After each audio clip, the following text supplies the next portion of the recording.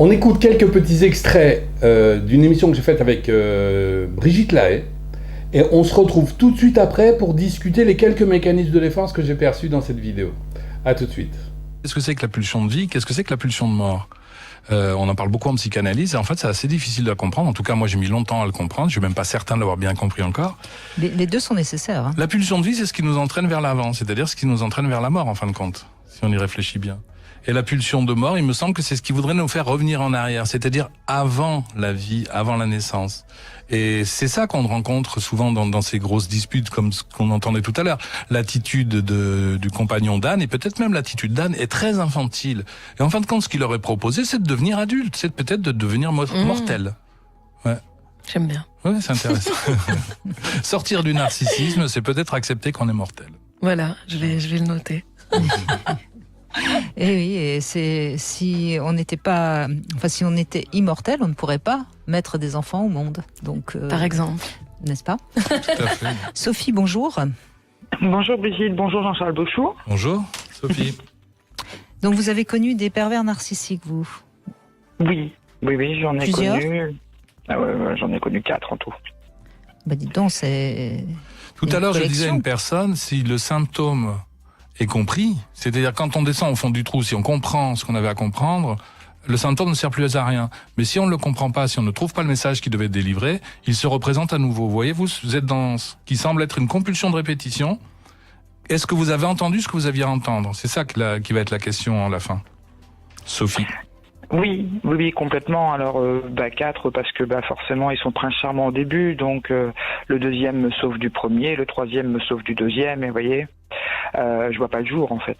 J'enchaîne ces 4 relations-là. Et effectivement, du coup, le quatrième étant le plus difficile de tous.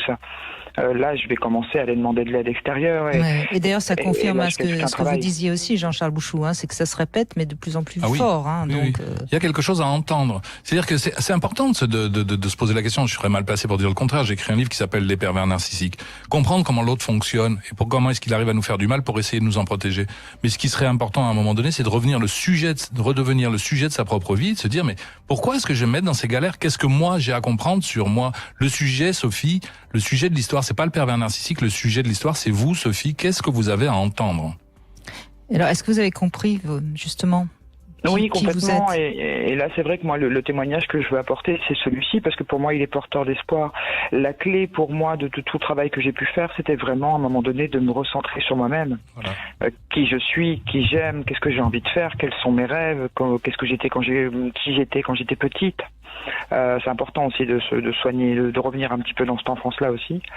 Il y a des bonnes clés aussi, et puis du coup, qu'est-ce que j'ai envie moi, mais vraiment d'arriver à un moment donné à tout recentrer sur soi, quitte à paraître par moments vraiment égocentré. Mais pour le coup, c'est vraiment ça. Et en quoi c'est un problème d'être égocentré, Sophie? En sens, je pense que il faut effectivement, il y a du bon narcissisme, mais il y en a du mauvais. L'idée, c'est que ce soit pas en excès. Oui, mais c'est intéressant. Je conçois bien. Je sais pourquoi Jean-Charles vous a repris sur ça, parce que si on ne s'occupe pas d'abord de soi-même, on croit qu'il faut d'abord s'occuper des autres, et forcément, on va aller chercher des cas sociaux. Oui, à sauver, bien sûr. Et on revient dans le principe de toute puissance de tout à l'heure. Oui, complètement. Et puis, quand on s'aime soi-même, on est prêt à aimer les autres, et surtout quand on s'aime soi-même, quelque part, on se respecte. On se respecte et on peut se suffire. Donc, et on se suffit même d'ailleurs. Alors ça, je dirais pas ça. Vous voyez, Sophie, je dirais pas ça non plus. Il faut faire attention aux mots. Je crois que ce qui est important, c'est de s'aimer et de se respecter, mais se suffire à soi-même. On est des êtres de relation.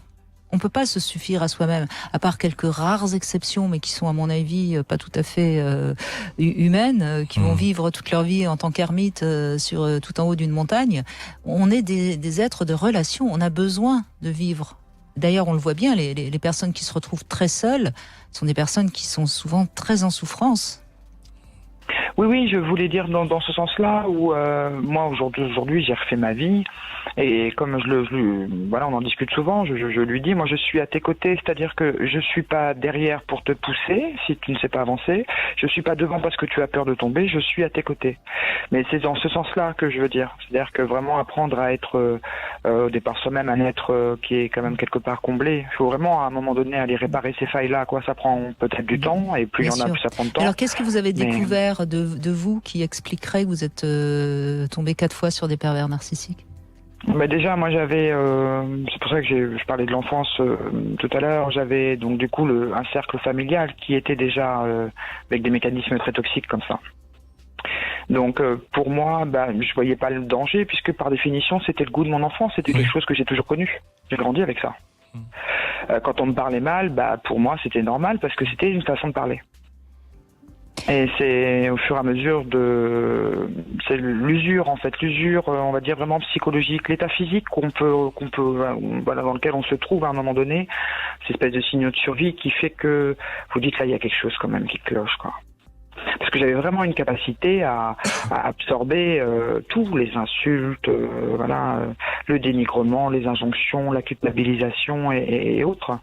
J'avais vraiment une grande capacité à supporter ça parce que j'ai grandi là-dedans ça, donc je voyais pas ce qui était mauvais.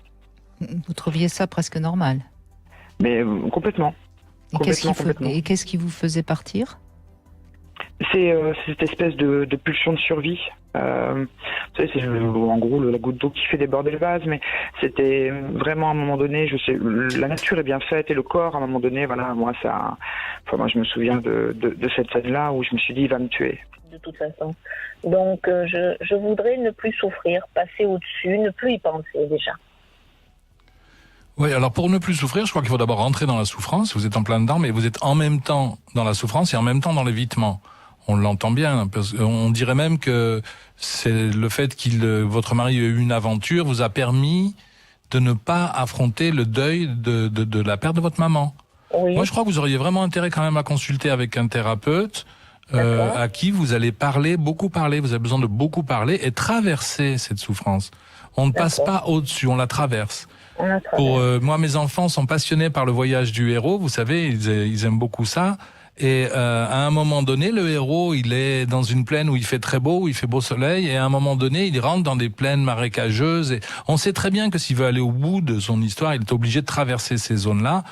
Et on ne peut pas éviter d'entrer là-dedans. Mais c'est parce qu'on va rentrer dedans qu'on en sortira. Donc là, j'entends beaucoup d'évitement dans tout ce que vous dites. Je crois que vous avez intérêt à rencontrer un bon thérapeute qui prendra le temps de parler avec vous et de vous aiguiller. Et effectivement, oui, vous allez sortir de cette souffrance, à condition de faire ce qu'il y a à faire et d'entendre ce qu'il y a à entendre. Donc, dans cette émission, on repère plusieurs mécanismes de défense, dont un que nous avons évoqué plusieurs fois, la compulsion de répétition, c'est-à-dire les personnes qui répètent encore et encore la même scène. Alors, je ne vais pas revenir dessus, on en a déjà largement parlé, mais c'est intéressant quand même de voir que cela nous confirme que ça existe bien. La compulsion de répétition, c'est-à-dire qu'on répète une même scène à longueur de temps jusqu'à comprendre ce que nous avons à comprendre. Ensuite de quoi on n'a plus besoin de la répéter. C'est ça le travail que nous avons peut-être à faire.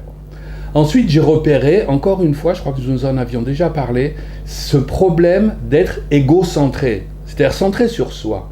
Mais bien évidemment qu'on doit être centré sur soi. Je ne vois vraiment pas en quoi ça pose problème. Alors c'est vrai que nous vivons dans une société qui nous décentre complètement. Nous sommes centrés sur nos écrans, nous sommes centrés sur ce qu'on nous dit à la télé. Je n'avais jamais entendu un gouvernement autant prendre la parole. Il me semble quand même que les présidents de la République précédents étaient quand même plus silencieux. Là, s'il y a une grippe, c'est une prise de parole au moins par semaine. S'il fait chaud, c'est pareil. S'il fait froid, s'il pleut, Waouh, ça suffit quoi. Et puis on nous dit, j'en avais parlé là aussi, pensez à boire. Si vous avez soif, pensez à boire. Ça veut dire qu'on est tellement décentré de nous-mêmes que si on ne nous dit pas allez boire, nous n'allons pas boire. Je pense que le prochain message, ce sera penser à respirer. Enfin, non, c'est très important de se recentrer sur soi. Quand j'étais gamin, on me disait « Mais pour qui tu te prends pour le centre du monde ?» Moi, je réponds aujourd'hui aux adultes, je crois que je l'avais déjà dit dans une vidéo. Oui, je suis le centre du monde. Je suis le centre de mon monde. Et je vous souhaite à vous d'être le centre de votre monde. Et il faut arrêter de laisser d'autres gens devenir le centre de notre propre monde. C'est exactement l'histoire du pervers narcissique. Hein. Le pervers narcissique, lui, il veut que vous soyez le centre de son propre monde et que vous vous chargiez de ses défauts. C'est-à-dire que vous êtes une pâle copie de lui-même, si vous voulez. Vous êtes son négatif. Vous êtes le négatif du pervers narcissique. J'ai l'impression que le gouvernement fait un petit peu pareil. Hein. Il nous décentre de nous-mêmes. Ne vous intéressez pas à vous. Si jamais vous n'êtes pas vacciné comme vous devez l'être, eh bien vous êtes responsable du virus qui circule. Bon, on est en train de s'apercevoir que c'est absolument pas vrai. Hein. Et je vous rassure, si vous ne vous êtes pas fait vacciner, vous n'êtes responsable ni coupable de quoi que ce soit. Enfin bref, ça c'est pas mon terrain, j'avais quand même envie de glisser un peu là-dessus. Et c'est pour ça donc que dans mes propositions, je dis toujours comment sortir d'une relation perverse narcissique. Eh bien tout simplement en se recentrant sur soi, évidemment s'éloignant de l'autre le plus possible quand c'est possible.